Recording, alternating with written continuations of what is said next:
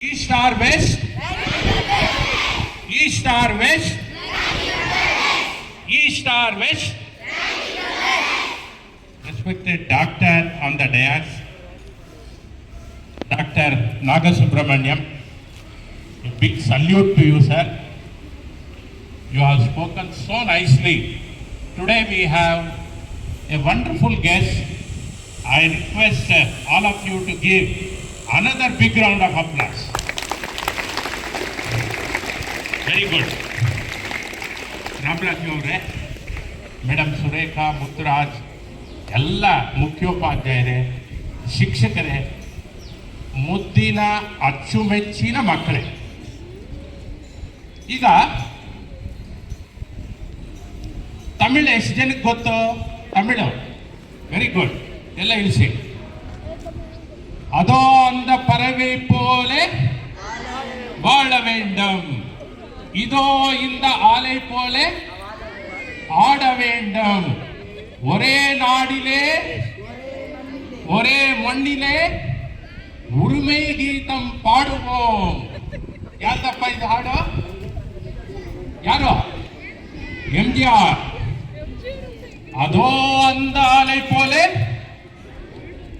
இதோ இந்த பறவை போல வாழ வேண்டும், ஒரே நாடிலே ஒரே மண்ணிலே உரிமை கீதம் பாடுவோம்.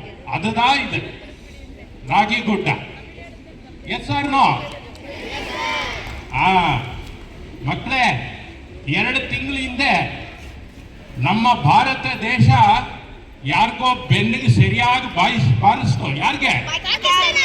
Very good. ಯಾವ್ದದು? ಪಾಕಿಸ್ತಾನ. ಪಾಕಿಸ್ತಾನ್. ಯಾಕೆ ಬಾರಿಸ್ತು? ಯಾಕೆ ಹೊಡೆದಿದ್ದು? ಯಾಕೆ ಗೊತ್ತಾ? ತರಲೆ ತಕರಾರು ಮಾಡಿದ್ರೆ ಇಂಡಿಯಾ ಸರಿಯಾಗಿ ಬಾರಿಸುತ್ತೆ.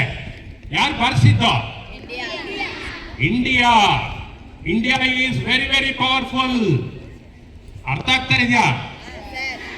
ಅಡಿಕ್ರೆ ಪಾರ್ ಅನ್ಬೇಕು. That is what is India.